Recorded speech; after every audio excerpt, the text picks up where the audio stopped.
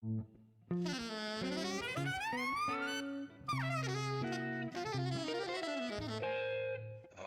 Jazz.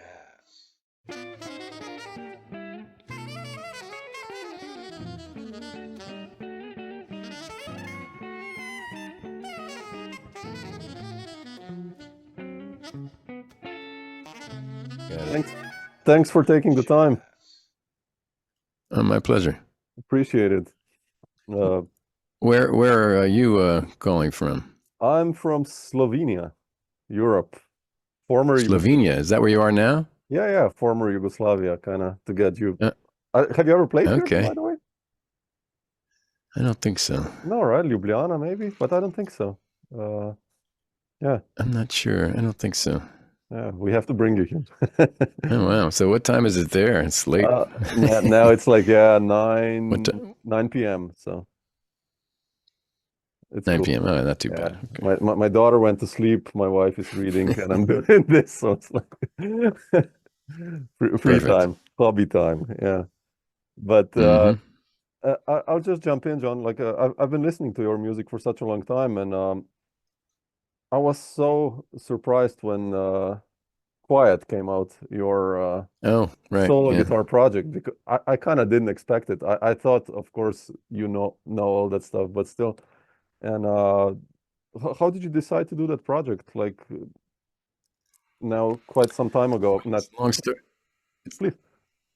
It's a long story, but the simple reason was because the pandemic was a really good time for solo guitar.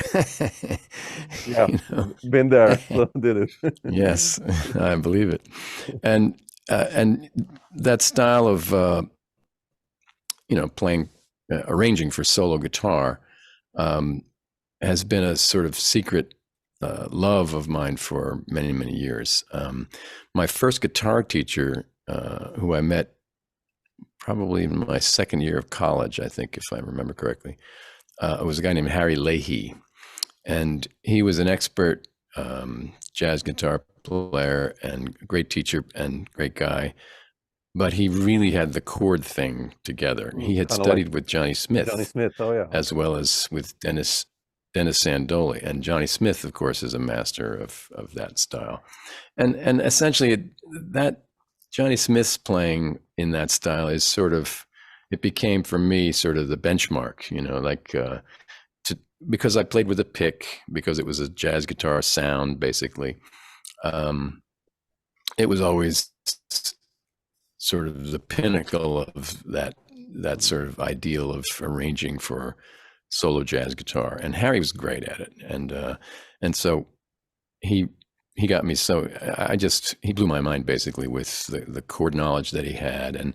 And so soon after a few months of learning some basic chord vocabulary and his approach to it, he had me writing arrangements. And maybe 10 years ago now or so, I finally got around to putting a couple of books out that were books of arrangements for solo guitar, but I hadn't recorded them. I had, there were some videos that I had put online because people were wanting to see me play them, but most of them were, in the first book, most of them were stuff were arrangements of songs that I had begun when I studied with Harry. And that was so maybe 30 years ago or something, and 35, 40 years ago. And, but when the pandemic hit, I had all this time on my hands and no work anymore. So I began to do these monthly workshops on the subject of arranging for solo guitar, because there had been some players who enjoyed the first couple of books that I put out, but they had questions and they wanted to sort of, pick my brain about and watch me play certain things and find out how I did stuff. And so we tried a single workshop, and there was enough interest to keep doing it. So we basically did a monthly workshop for a couple of years during the pandemic, and it kind of turned into sort of a celebration of that style of arranging for guitar. And I would challenge the participants to I say I would agree to arrange like 2 or 3 usually jazz standard songs for the next meeting. I said, like, pick a song and try your hand at arranging, and we'll get to play online. It's really tough with internet connections. Sometimes they're so bad it's very difficult. But but people responded, and a lot of people, tried to do this. Maybe some of them for the first time, and then there were others who were quite good at it already and had done it before. But for me, it was it gave me a rhythm to my days and my months, because that was a long time, as you remember. And it was the closest thing I had to a gig, so I would prepare for it. And the idea of making myself do these arrangements for these songs that I hadn't yet arranged, that I was interested in, was a great thing. Just, it kind of organized my life a little bit, and it might have saved me. Sure, yeah. But the other great thing was that at the end of a year and a half of this, I had enough material for 2 more books, and I was playing solo guitar so much. I said, well, there's probably not going to be a better time to record this stuff than now. So that's what led to the idea of the first of the now 3 solo records, just solo guitar. And it is, as you probably know, it is a radical departure from anything else I've put out on record. Yeah, that's why I was. So, because all those other records were pop rock records, and a group that I played with, and did gigs with, and but again, it's something I've always loved, and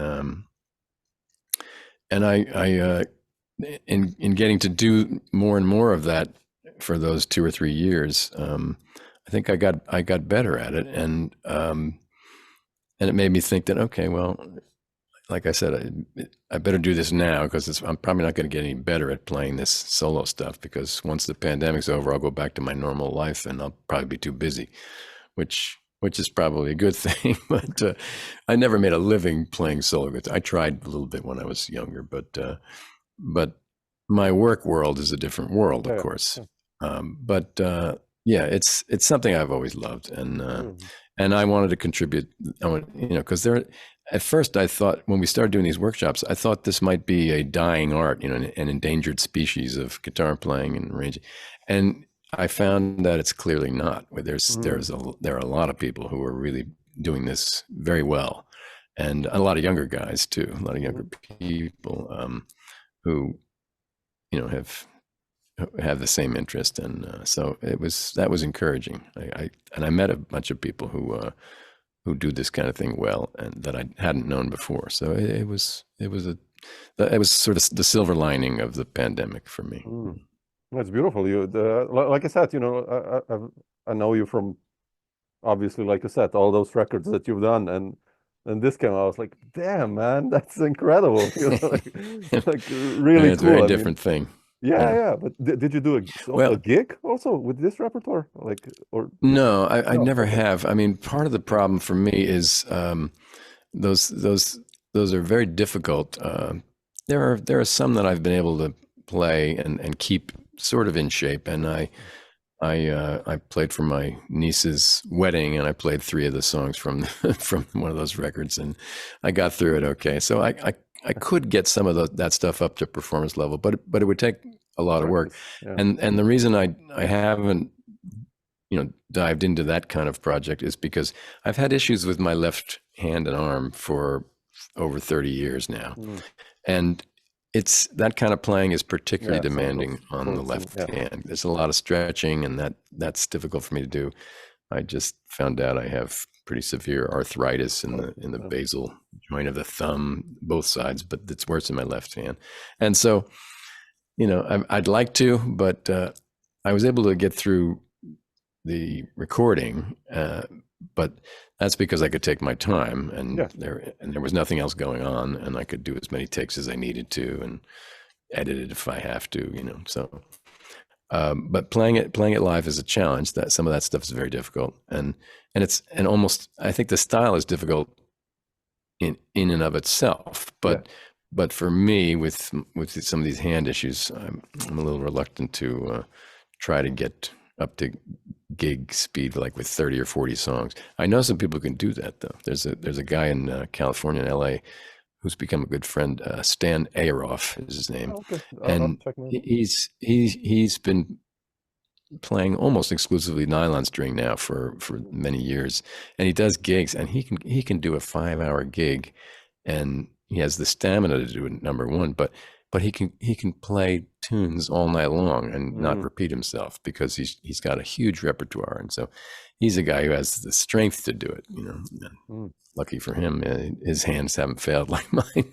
I've had some challenges, but so, you know, and because I have to stay in shape for my paying work, like with Steely Dan, yeah, sure.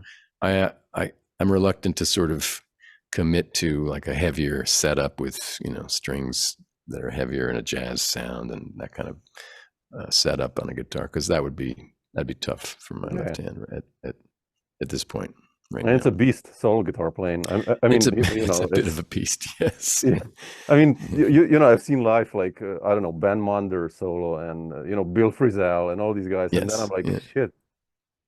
You know, Monder is like another extreme, and Frisell is another. Like he plays like a normal G chord, Frisell, and it sounds amazing.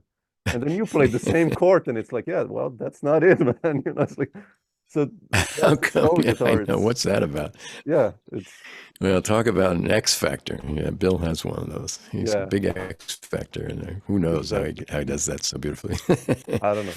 I think it's got to be who he is, and it's just kind of a. I mean, you see that in musicians, at least sometimes. I mean, the ones that are stunning that way. It's usually something about.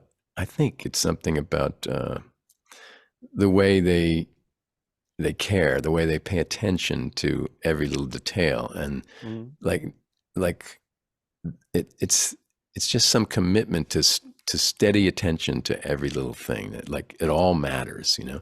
And it's almost more of an attitude about the person than it is, but it translates into how it comes out, because it's great care or something like that. I think that.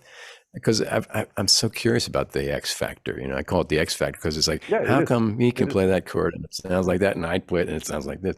I've always felt that way about like certain blues guitar players. I mean, my favorite has always been Albert King, and if you've listened to a lot of Albert King music, you realize very quickly that it's an amazingly small vocabulary of stuff that he plays. But how does he make it sound so great all the time? You know, it never sounds like it's not as good as it can be. I mean, and that's got to be just commitment to every single note and every little detail or something like that. Yeah. I mean, it can't be about like, you know, everything he knows or the variety of things he does. It's so sort of one thing, but it just hits you like what's that about? So I don't know, it must be a kind of commitment from the player, and a kind of, like I said, maybe an attention to detail and care about it. That seems to me, that's my best guess. I don't know. These are mysteries. Yeah. I mean, all of these guys, like you said, it's like the way I had lessons with Schofield like years ago, like 25 years ago, and we were playing together, and it's the same, you know. I played on my guitar, and he played on his $30 acoustic crappy guitar, and he sounded the same as on his, you know, as always, of course. And I was like, shit, man. I was 19. Like, okay, I obviously don't need a good guitar. Okay, yeah, you do, but it's all about. I mean, yes and no. I mean, it's nice and it helps, but it's not about that. No, it's not really about, you know, that. It was like on the record, the line. So like, shit, man, that's. And it's these realizations, and it's like you said, commitment, X factor, something. But right. But I wanted to ask you. You mentioned, you know, Johnny Smith before, and now Albert King. And what got you excited for the music you're playing now, or like have been playing the last more than 30 years, like improvisation and jazz and this mix of everything? Was there a moment that you said like, shit, I want to go there, or? Well, I mean, I've sort of always thought of myself as, you know, having either the curse or the blessing of diversity in terms of my listening enjoyment, and I guess because when I was younger, I had enough of a knack so that I could sort of, learn some basic rock and blues guitar. But then I discovered like Joni Mitchell tunings, and I started learning them, and I started, I got interested in jazz at some point, and probably because I was starting to listen to like some pop music that my ears didn't get, like Stevie Wonder songs or something, which had more harmony that came from, I think maybe borrowed from the world of jazz a little bit more than most of the pop music that I grew up playing. And so I got interested in that, and then fell in love with all sorts of jazz players. But I'd always been a blues and a rock fan, a pop music fan. I grew up listening to the Beatles as a kid, so I always loved pop songwriting. And I mean, there's just, I love great country music. I can listen to Hank Williams all day. I just, there's stuff that's so great. And I studied classical music in college as well, and I loved that. I didn't play classical guitar. I took about a year's worth of lessons, but my fingers were so slow, and I was so used to playing with a pick that I was frustrated and didn't really want to pursue it. But I did a lot of listening to classical music and modern classical music as well. So, and I was, studying that, seriously in school. And so I mean, I've always, like I said, it's either a curse or a blessing. And in some ways, I think maybe because I was spread more widely, with all these interests, I wasn't someone who focused only on one thing, and this troubled me for many years. But I was trying to make a living, and the only way I knew how to make a living was to say yes to everything that was offered. And so that meant, okay, I have to learn how to do that. And so I better learn how to do that. I better learn how to play this, better learn how to do that. And so I could kind of get by as a session player sort of, and, I could play a range of styles, and that did allow me to work, because I tried to develop that. But it felt frustrating after many years, because when I looked at all the people that I loved and that inspired me, they're all experts and they're all specialists. There's nobody who's a jack of all trades type, For instance, I've always been a huge fan of George Benson's guitar. I mean, he's just jaw-droppingly beautiful and lyrical and astounding. So, but if you think about a guy like that, he's been playing basically one style of guitar with one type of setup, one type of style guitar, and one approach, basically, since he was a teenager. He's always done that. He's never done anything else, really. I mean, I don't think I never heard him play slide guitar or play in different tunings. I've never heard him, bend strings really, like a rock guy does, but he's unbelievable. But I think the light bulb went off, went on above my head, when I realized that, okay, well, that makes a difference when you specialize that and you focus that much. And I mean, he has talent that is just off the charts, of course, but there is a kind of thing that you get a lot more, you develop in a particular way if you narrow your focus, and if it's, if you do this again. And I kind of got like the first inkling of that when I got a gig that was, and that's the other thing, George was always playing. I mean, they might not have always paid well, but he's always been employed. And so he's had a crowd to play for. That's motivating. He's had other musicians who were fantastic around him all the time. That's motivating. And basically playing a lot of the same types of music again and again, year after year, with high stakes, high reward and high stakes. And I never got that opportunity until I started working with Steely Dan. It didn't happen the first year or the first 3 years, but about 5 years, 6 years in, maybe 3 or 4 tours in, I started realizing, like, oh, this is how you do it. Because what I had done, I had I mean, I was kind of cramming, and scrambling to sort of get it together for the first year I played with them. But when was that? Once I had it, it was in the year 2000. Already? 23 years ago. Wow. Yeah, 23 years ago. Wow. And it was a big year. We went to Japan, we went to Europe, we did the Letterman show, we did the Jay Leno show at the time, we did a PBS special, we did a VH1 special. It was a busy year. Went to Europe too, I think. But because I had a break between, I mean, we were touring on the average once every 3 years, and I had a break. When it came time to tour again, and they asked me back, I reviewed everything I'd played on the first year, and if I wasn't happy with something, I would work on it. I would say, okay, well, what could I do with this song that would make it better than it was the last time? And so that second tour, it was radically different. It felt a lot better. And then a couple of years later, I got a chance to do it again, and I did the same thing. And so I always worked on it, and I kept what was good, in what I learned from years before, but I tried to get rid of what wasn't good and replace it with something that was better. And I just kept building on it. And then I said, that's how people do this. It's like, because exactly what I was talking about, that was the opportunity that Steely Dan gave me, because it's great music. It's the same music.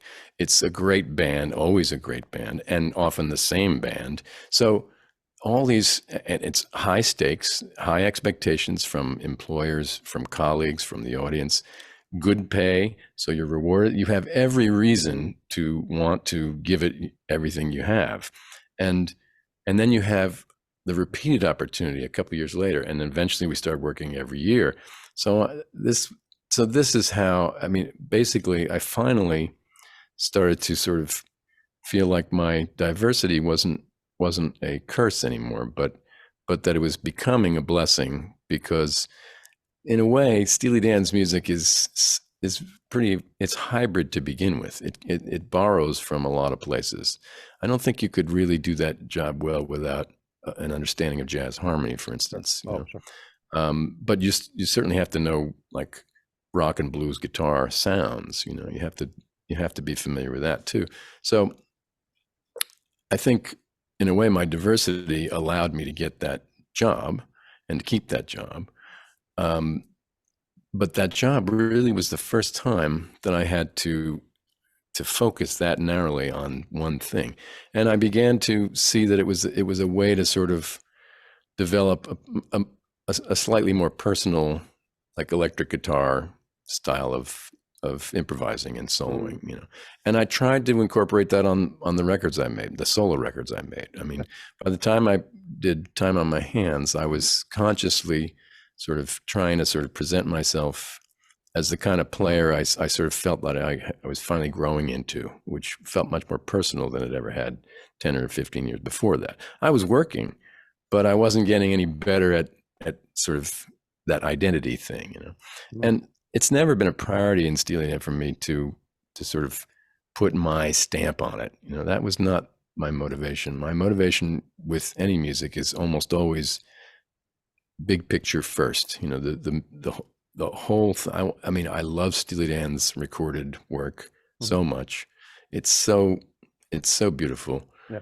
That's the place to start. Like, let's get it to sound as good as that, if we can, as close to that as we can. I don't mean in terms of making it note for note like that, but let's get the whole thing to feel that great, and make, the sensibility of that, the overall sensibility of that music. Let's match that first. That's the priority. And it's a team thing, it's not an individual concern, On the other hand, after several years, I realized, well, okay, there is some room for me to still honor the big picture, but also find room for my own signature, and so I tried to do that as well, so it's a combination. It's never, like I said, it's never been the priority, but I'm really glad that opportunity existed in Steely Dan for me too, because I was able to export it to my own band, and I think it's become sort of who I am in a way. It's been a vehicle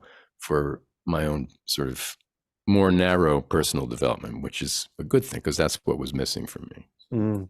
So I couldn't be more grateful for this. That is the opportunity of a lifetime, and especially 23 years of it. It's unbelievable.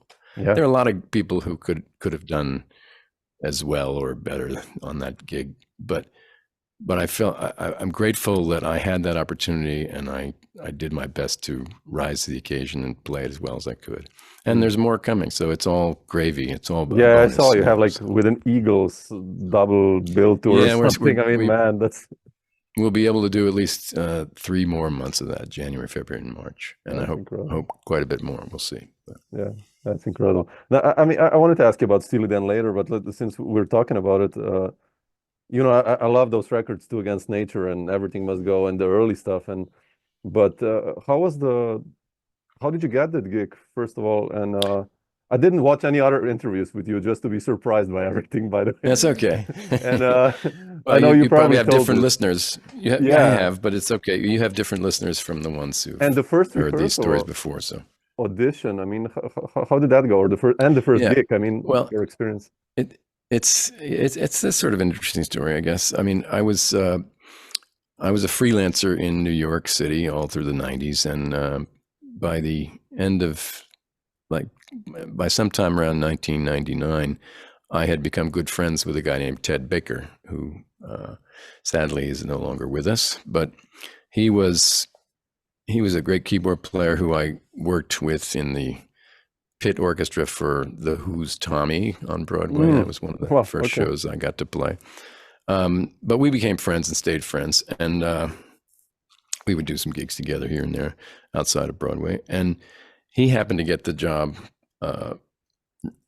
recording on the Two Against Nature record. And I think they were working on tracking for 3 years, 2 or 3 years on that record. It was because they had done, I think they did several, they recorded a lot of the songs with maybe 2 or 3 times with different drummers each time. Famous for that. The rest of the rhythm section pretty much the same, because because they could, they were looking for a particular thing, and I'm sure they got it. There's great drumming on that record, but it's a lot of different guys on it too. Unlike Everything Must Go, which is, I believe, just Keith. But at the time, Ted was doing all that session work with them, and they were near the end of the overdub phase for Two Against Nature, and it was I think it was October of 1999, and they asked Ted if he knew any guitar players because they wanted to have somebody come in and do some playing, just some overdubbing for some rhythm guitar or something. And so he had a record that I had made. It was an instrumental record that was, I think I did it in 1992 for a Japanese label, and he had a copy. He brought it into them, and he told me this story that they put the CD on. They played the first track. That's Pulse and Cadence, that one, right?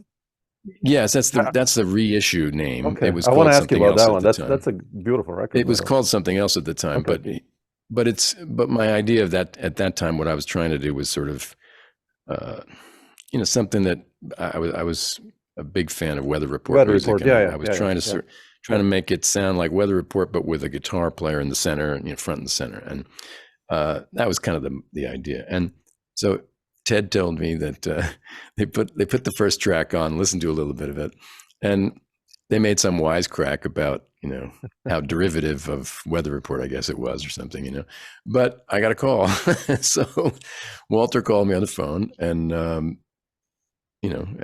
invited me to come in and play on a tune. It was called Janie Runaway, I think. Yeah. And so I did. We spent, I think, maybe 3 hours playing. I forget, it might have been at Donald's old studio, which he doesn't have anymore, on the East Side. I think that's might be where it was. And they were kind of, they're very nice. I really was happy that they were not critical of anything I played. They would sometimes point out something that they liked, say, "Oh yeah, do more of that," but they never said, "Oh, don't do that." Never a negative thing, which was kind of curious, because I'm not like that. I mean, I'm usually I usually find the things that are wrong and try to fix them, but they had a very positive, patient approach, and they would say, just do another track, And I'm sure the guys who played on those records know this feeling, like we did track after track after track. I mean, they just sounded like they were making a lot of work for themselves because they were going to have to listen to all this stuff. Sure. And I wasn't doing anything really. It didn't feel like I was doing anything really any different, Like I said, and I would ask him, do you want something different? And he said, no, just do another track. So we did like 3 hours of rhythm tracking, just pretty much the same stuff, like over and over. And they said, oh, that's great. And then when they said goodbye, Walter said, are you going to be around like next week? Maybe we'd like to have you come back in and do some more. And so I said, sure, I'll be around. So I went home. Week goes by, no phone call. 2 weeks go by, no phone call. A month goes by, still no phone call.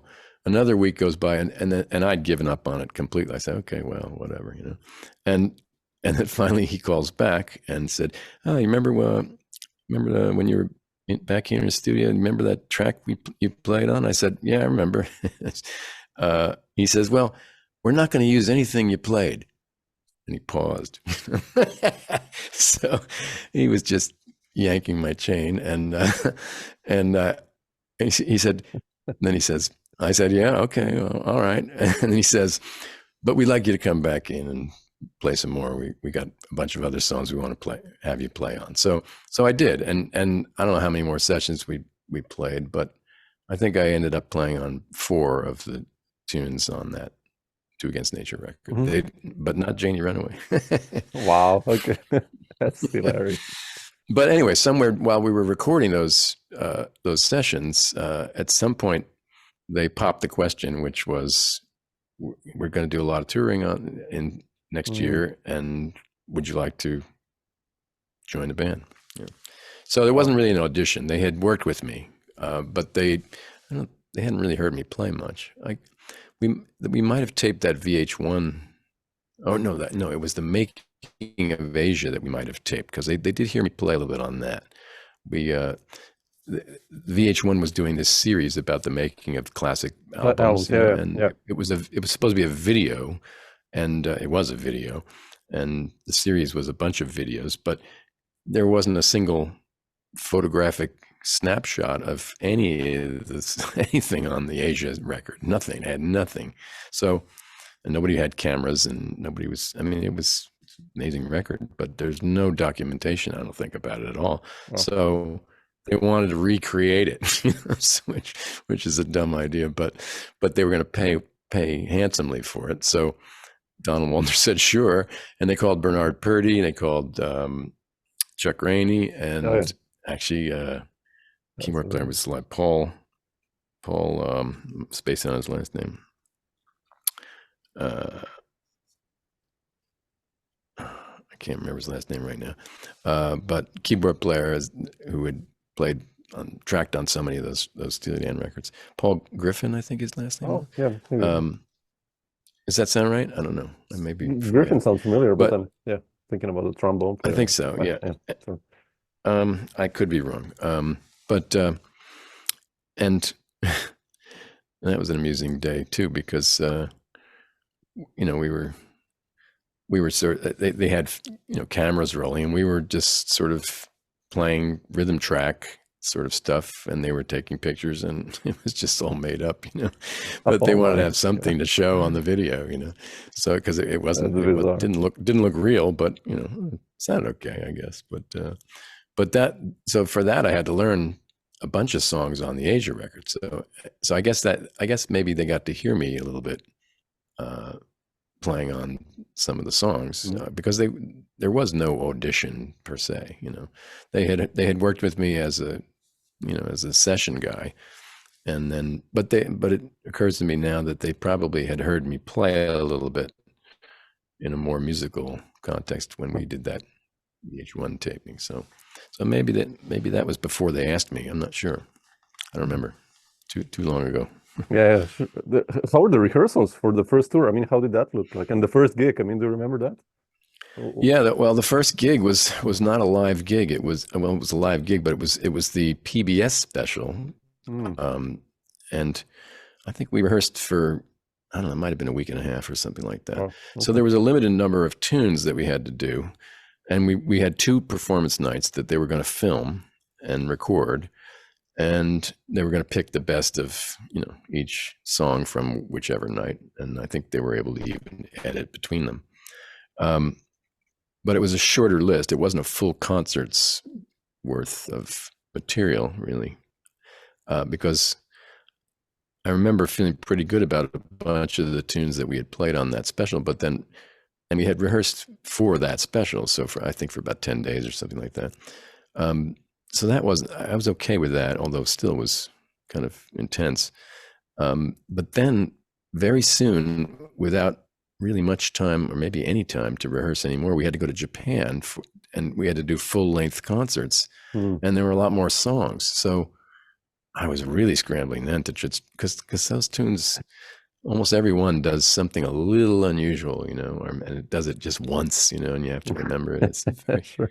It was a lot of work. It was an intense time, but I got through it somehow. And but I kind of cringe if I ever hear like how I was playing the first year I did it. I think it's gotten a lot better as I've had a chance to do it again and again. So, but yeah, I'm grateful for it all at this point. Oh man, yeah. I mean, it's it's been one of my favorite bands ever. And I wanted to ask you about them because I've read this kind of biography that's out, like, and these famous stories from the studio and guitar players, and so oh yeah, it's a tricky one. I must admit, I would be like scared, like, oh shit, man, what's happening? Well, it's funny that I mean, you do hear a lot of stories. They were famous for how fussy they were, and I mean, I think it's funny. I never found them abnormally fussy. I mean, the thing I think that's unusual about them is that they had the time and the money and the patience to spend a lot of time on one song, and when they were doing work in the 70s, it was sort of a time when, session players were working fast. They were doing jingle sessions, and they had another one booked and say, I gotta go. And like they would get it done in 20 minutes and then like off to the next gig, and a lot of New York players, especially, they would pride themselves on their speed that way. They nail it fast, And Donald and Walter were never interested in that. But they wanted to use those guys who were interested in that and good at that. So I think they ran into some situations where the guys, the players, got frustrated with not being directed more, having to spend all day like doing the same thing, but with no clear understanding of what they were looking for or what they should do differently. That can be frustrating, especially if you're used to, like bang, bang, get out of there, Yep. So, but I didn't do enough of that session work. I arrived in New York, and that scene was sort of already fading out a little bit in 1984. And so, and most of that stuff that was done, in the 10 years before that or something. So, so I never got in the habit of expecting it to be fast and like, all that. And plus, I'm as fussy as anybody when it comes to recording, music, and, I want it to be great. And if it takes a long time to get it there, that's okay with me. And, so I never had an issue with them. I know you do hear stories, and sometimes I guess it might have been frustrating for some personality types, but for whatever reason, that's never been an issue. I've always been happy to just try to do whatever I could. And I have been a little frustrated at the lack of direction. Maybe if they could tell me exactly what they want, or closer, if they could articulate a little bit better what they wanted, that might have helped, because I felt that sometimes it was frustrating to sort of to be there and not feel confident that I knew what they wanted, because if I did and I knew I could do it, I would have done it, but I don't think they always, I think that's part of what is great about them. They didn't know what they wanted. They wanted to, they were patient enough to wait for something that would strike them as, oh yeah, that's it. You know, I mean, X Factor again, waiting for like that Jay Graydon solo on Peg. Yeah, you know, I mean, apparently exactly. they did a lot of they recorded a lot of guys, and that's a really unusual solo. I mean, it's not. I mean, I would never ever have come up with something like that. But somehow Jay did, and you know. It's strikingly odd and weird, but it's kind of classic. I mean, it's sort of iconic after all these years, you know. Yeah. But it's unusual. It's pretty like, whoa, like it hits you like that. And so they were waiting for something like that, and when they heard it, they said, "Yes, we got it now." So that was part of their brilliance, you know, not just that they called great guys, but that they picked great takes, you know. Yeah, really good at that. So. Would be so cool to hear all the other takes as well. I really would like that. Oh man, I would just like to hear. They exist. I think they do exist somewhere. Oh man, I hope this will be released like, you know, Peg all versions of guitarists, and you'll be like, damn, you know. I'd like to hear it. I don't really remember who else tried it, but I'd like to hear it. Oh man, that would be incredible. But Jon, I wanted to ask you also, you know, you mentioned New York and kind of freelancing in the 90s, and how did you end up on that gig with Michael Brecker? I mean, and how was it like for you playing with Mike? I mean, he's one of my heroes, or everyone's heroes. Like, what was the story there? Well, I think that's on that. Is it on that Escher sketch record or something? Now You See It, Now You Don't. Is that what it's called? I forget which. Exactly. Yeah. I forget which one. Now You See It, Now I Don't. Yeah. Okay. My connection to Mike was absolutely through Jim Beard. Okay. And Jim's been an old friend. We go back to a time when he was still at school out at Indiana University in Bloomington, Indiana. And I had moved out to Indianapolis. I think it was around maybe 1980, 79 or 80 or something like that. I forget, maybe 80. I forget, somewhere, but very early in the 80s, I lived in Indianapolis for 3 or 4 years. And and I got to know a lot of the musicians who were at school down in Bloomington, and Jim was one of them. And once I met Jim and heard him play, we became good friends and buddies and partners, you know. There was something about, he feels like a musical soulmate to me. There's something about the way we hear and the stuff we like. We agree without, it's kind of, it was, especially at that time, it felt uncanny how simpatico, you know, we felt about music, and we loved all the same things, and we're interested in all the same things. And so that's been a long relationship. And I love the duo, by the way. We got the last one. Pardon me? I love the duo. That's Chunks and Chernoff. Oh, thank you. Yeah, thank you. So cool. Such a cool record. Yeah, I enjoyed that too. It's fun. No, it's okay. But Jim, when Jim got to New York, it was only maybe a year after I did. It was mid 80s, I think. And he very quickly got connected with, because he was so not only talented and musical, but also very useful for a lot of guys who at that time, you know, were able to use his arranging skills, his writing skills, and his sort of, you know, the synth thing was, there were still a lot of stuff with synthesizers happening, and he was great at that. So,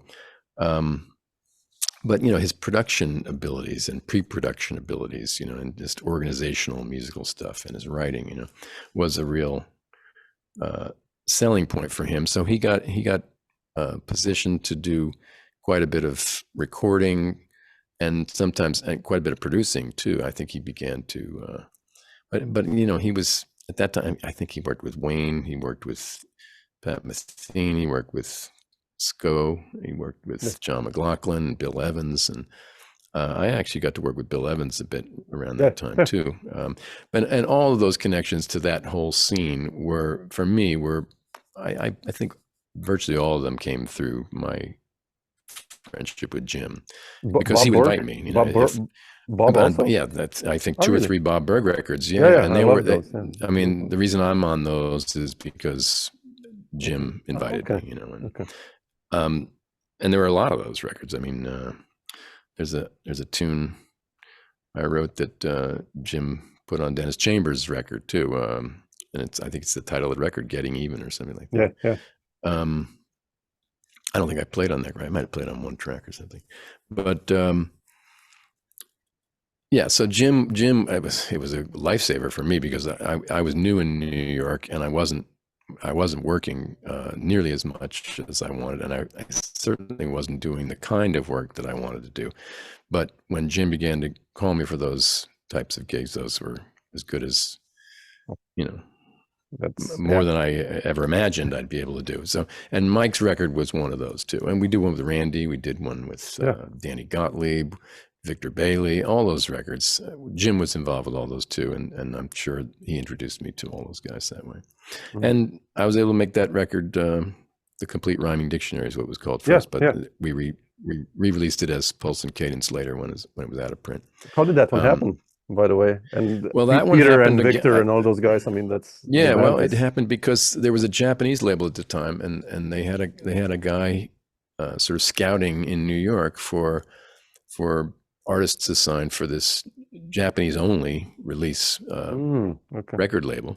Dennis was one who did a record for that same label. I think maybe Adam Holtzman had done one. I forget. I'm not sure.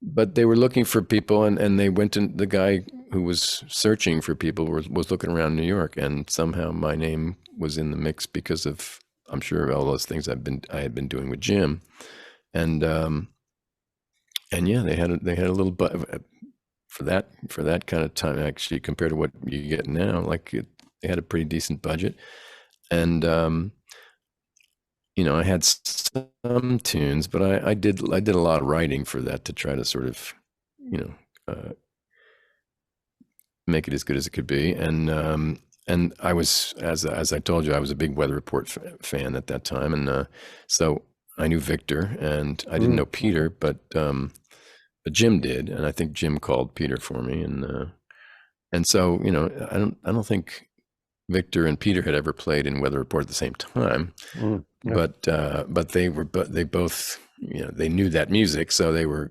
really good calls, I think, you know, for that music, because that's what I was kind of going for, you know. And I still like that record. Man, like I listened to it today, and it's did you?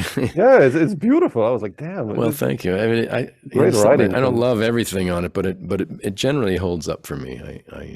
The tunes are great. Twisted Logic, I love that tune. That's so cool. I think it's on that.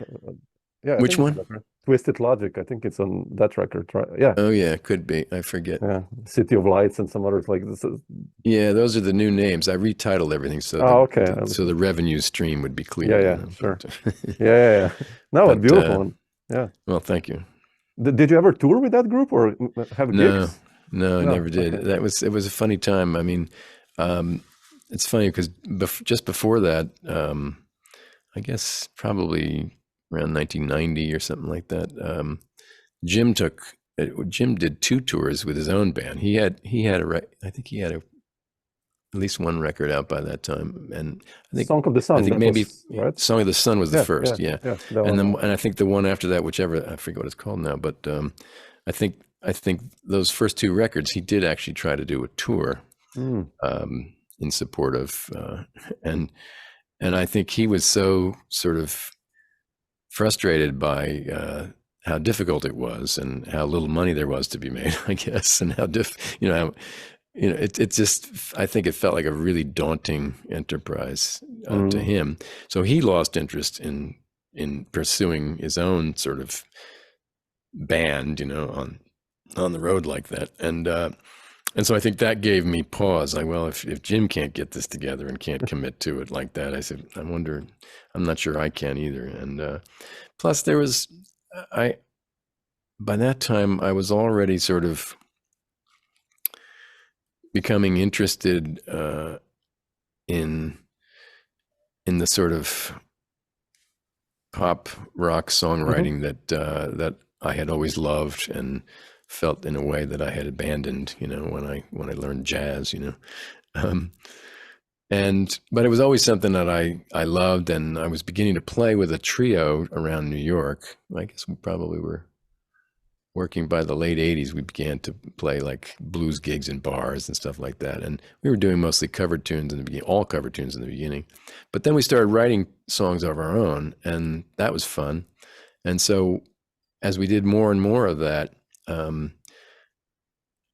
enjoyed it so much, and it felt like, in a way, sort of more like my first musical language and not my adopted tongue, And in some ways, the jazz training, because it wasn't what I grew up listening to or playing, it sort of feels like a second language sometimes, or it did, I mean, I loved it, and I spent a lot of time exclusively doing that, and because I think you have to if you want to even learn how to do anything in it, to even just get in the game and sound reasonable, like you kind of get it, takes, for me, it certainly took like 10 years or something of real, just a kind of a pure commitment to that, and not doing anything else. But I kind of missed, the other stuff. And, when I got really into jazz, I sold my PA system, and I sold my gold top Les Paul, and I bought a big Johnny Smith arch top, I did that for a long time. Yeah. But I had to relearn how to, when I started to make a living and got out of college, I had to relearn how to bend strings, and I had to buy solid body guitars and amps and effects, and like learn how to do that again, because I needed to make a living. So I spent, I did sort of commit a bunch of years to jazz sort of study, but I never consistently made a living doing that. So that's like, I've always had a sort of hybrid sort of story that way, But with Mike Brecker and Bob Berg, did you do like gigs with them, or just the records, or like never did any live gigs with? I don't think I ever did any live gigs with Bob either, and certainly none with Mike. With Bill, you did, right? With Evans. With Bill, I did quite a bit. Yeah. And not just that one time, but many years later, I did some touring with Bill too, and that was fun too.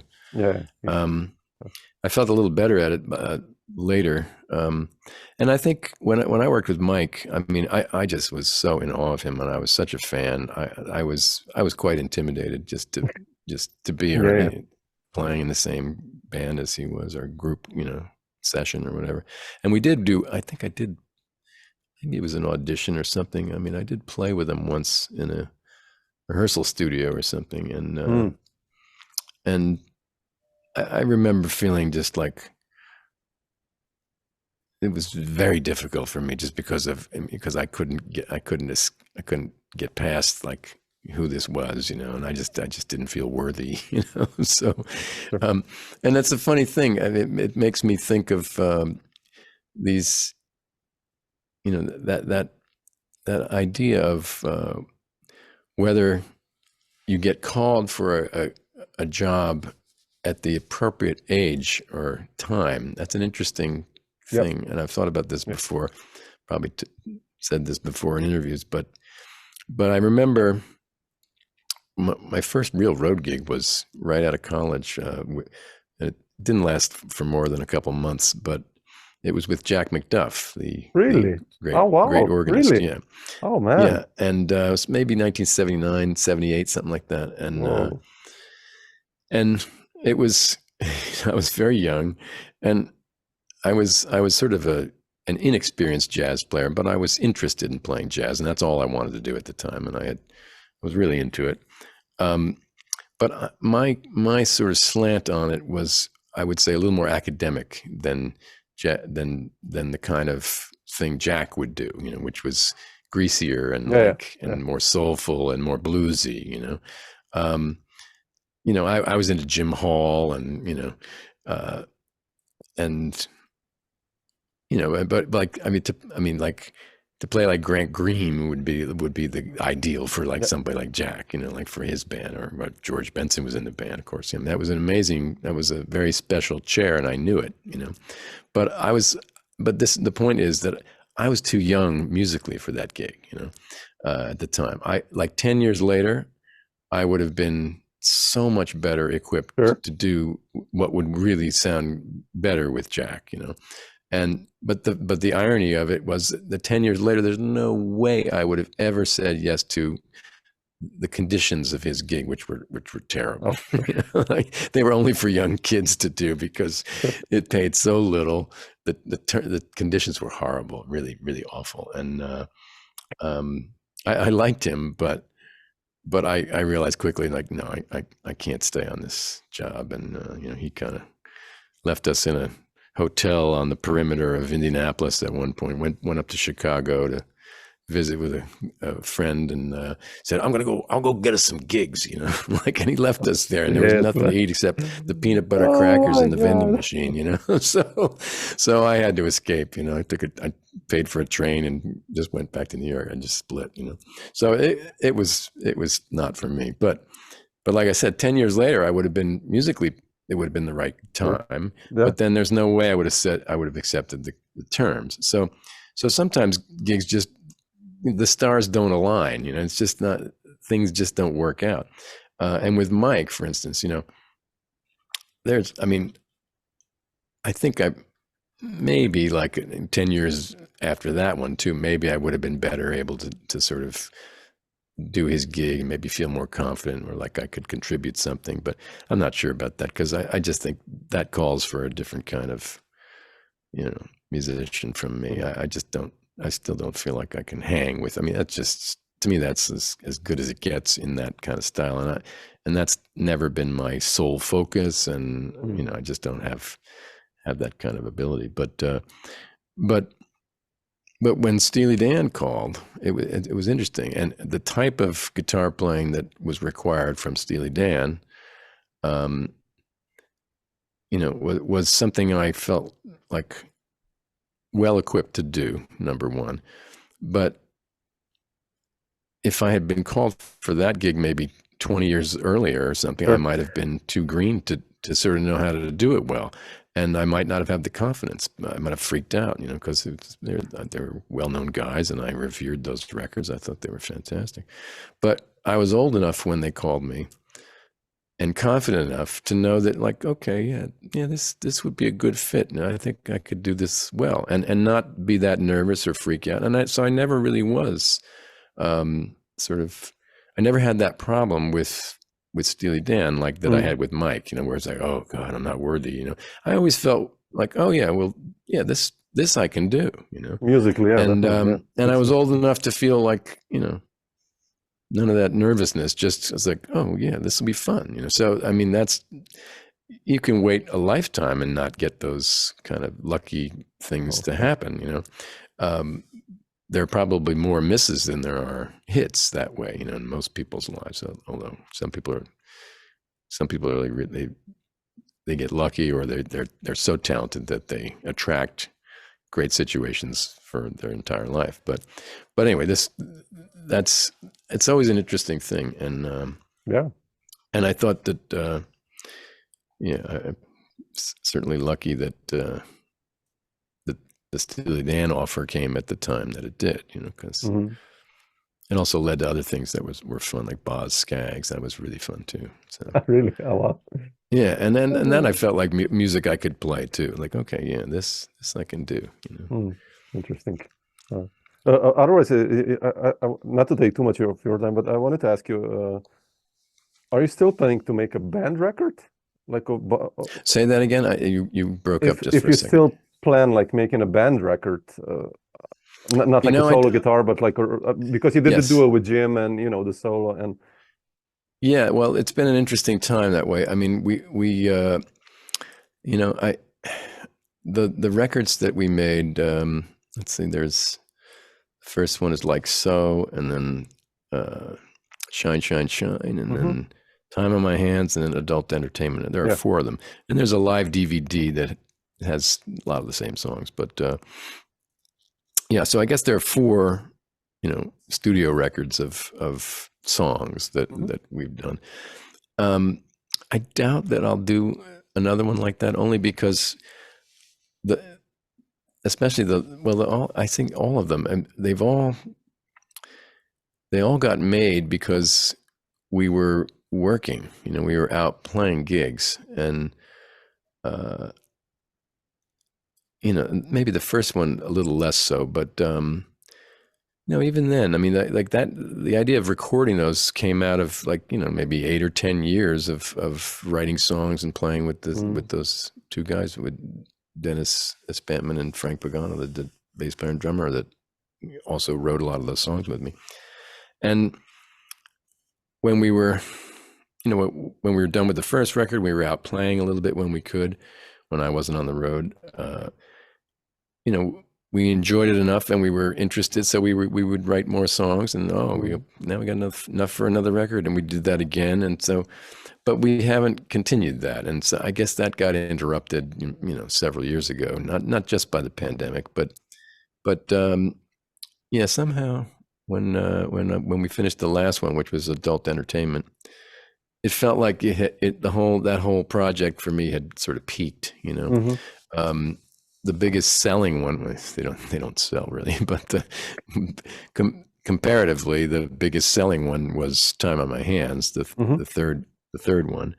I very naively pressed as many CDs of Adult Entertainment as I had of Time on My Hands, but in the time, I think it's between maybe 2012 and 2016 or something. That's when people stopped buying CDs. So my poor assistant, Susan, is sitting in her Pennsylvania home with boxes and boxes of these records that she can't give away, you know. So, and she'll probably die with them there. So it's, you know, it's a different time. So I don't think it had anything to do with that we weren't selling them. But gigging proved difficult, you know, with a band like that. I think for me, and, you know, Jim and I ran into this problem. I ran into this problem with my band because we want to say yes when Steely Dan calls, and because we don't always know when we're going to be working, and because they don't often book very far in advance. It can be kind of short notice. It's very hard to sort of book our own projects. And not have to ultimately cancel them or change them. So it's hard to get any kind of momentum with the booking of any solo projects. And I've always had to sort of settle for booking what I could in the cracks of the touring and the other obligations that I had, because I was never willing to give that up. For some people, it's not even a choice. They just can't do work for other people. They have to do their own project, and they commit to it. And in some ways I envy that. But that's never been my nature either. As I was saying before, you know, since I've always loved doing a variety of different work. I can't imagine saying, no, I don't think I'll take the next Steely Dan tour that's offered because I want to work on my own music. I mean, I still have time to work on my own music, but I love playing with that band. I love that music. I love you know, the band. It's been an amazing opportunity for me. It's fun to play, and it's been like a vehicle for my own personal growth. I mean, I can't imagine saying no to something like that. So I'm not that type. So in some ways, it's been difficult to sort of really commit, you know, in a big way to, or just to get the kind of results of a solo career. You know, some people have better luck because they only do that, and they have no choice. But I've had choices, and I'm not sorry that I made the choices I've made. It's okay, and at least, I mean, I feel good that those records are out there. If anybody's interested, they can find them. I still enjoy listening to them. I don't listen to them much, but when I hear them, I'm still they hold up for me. And that's important. That's important. Feels the like solo guitar stuff. Come on. No, I like that too. That holds up for me too. I mean, it's all. I mean, but this is a really wide range of stuff. But it's all very, you know, honestly done, and I love all that stuff, and I'm okay with it. So you know, I'm not sure.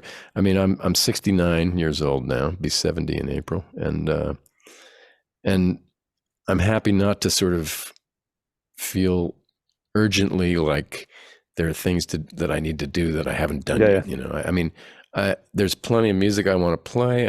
I still love it as long as my arm problems aren't too severe. I'm just going to keep doing it as long as I can. You know, and I still have lots of stuff on my to-do list of projects that I'd like to do if I, you know, and then some of them are recording projects, but I don't know if I'll get to them or not. But you know, there's still plenty I'm hungry to do. But there's not. Right. But if I didn't do another record of this type or that, I mean, that's okay. You know, I mean, there's for me, it was important to sort of feel like. The music I felt like I could best do was recorded and released and available if people wanted to hear it. And those are those 4 pop rock records, because they really are, they reflect the kind of thing that I grew up on, plus a lot of my other influences. They feel like they're really a reflection of who I am in the best way I could make happen. And so I'm glad they're there. The solo records and the arrangements, that's another side of me that most people didn't know. Yeah. But it's, I mean, that's a serious side of me, and it's deep, you know. I mean, it goes back a long time now. So I was a kid when I started learning that stuff, and I fell in love with it. So it really feels great to have evidence of my love for it. And I also feel like it is sort of a tradition that I hope to be able to contribute to in some way, because it is something that people, you know, there aren't many guitar players who go there, you know, but they're the great ones who go there. I mean, you have to have serious discipline and serious musicality and to be able to do that kind of thing. Sure. And so it may be a small world, but it's a quality one, it seems, you know. So nicely put. Now we rounded it up nicely now, so it's kind of like I just wanted to ask you if, like, with Steely Dan, do you have plans of coming to Europe as well next year, or? You know, I don't know. We are. I mean, the big question for us as players in Steely Dan is just how much of this Eagles final tour are we going to be opening for? I mean, my guess is that the Eagles final tour is going to go all over the world, not just all over the US.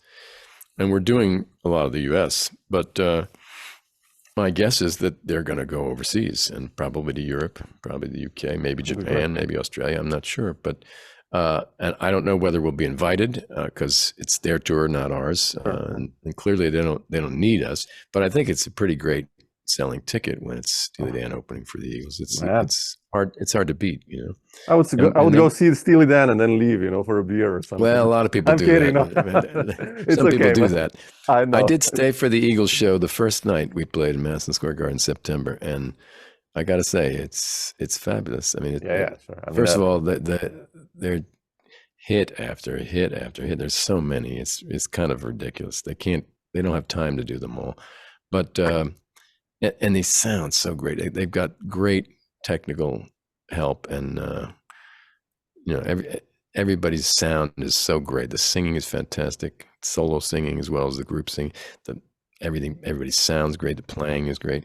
Joe Walsh is always a blast. He's always fun. You know, he's the wild card, you know, and always fantastic to hear. So the whole thing is just amazing. It's really great. So I think it is a great ticket. You know, it's a fun night. And so I don't know if we do keep doing that, then I think that's quite possible. We'll get to Europe if Donald wants to keep doing the opening slot for them. If we don't, and we go back to headlining, Donald has seemed reluctant to go overseas, you know, in the last many years. We haven't been as much as I think we could have gone, you know. I don't know whether he makes better money in the US or if he just doesn't like to go abroad. I'm not sure what the reason is. But I sure hope we get there. Be fun. Yeah. I always enjoy touring in Europe. I get there with Madeline Peru a bit. I play in her band. Oh yeah. Well, drop me a line, John, next time. I mean, or I will. Yeah, I'll make ask sure Susan for you. has my info, your info, so I get it. And if you're in Europe, drop me a line. You can come to our place. We're living in a wine country, so if you like wine, you'll be in heaven. So fabulous. So I do a little too much. Yeah. My neighbor is like one of the best winemakers in the country, so it's quite like fantastic. Yeah. Oh my goodness, I would love to visit. That'd be fun. Yeah. So, what town are you in? I'm in Maribor, which is like 2 hours south of Vienna. Kind of to get you the idea. Like, okay. You say Maribor? Maribor, yeah. It's like 3 hours from Budapest and 3 hours from Venice. Kind of like there, okay, somewhere. Yeah. Right. That's right. Okay. So, cool. I hope we can make it happen. Yeah, definitely. But right, thanks again for you. taking the time. I appreciate it, and so nice to hear you. Yeah, you're beautiful. You're very welcome. It's great to talk to you. I enjoy.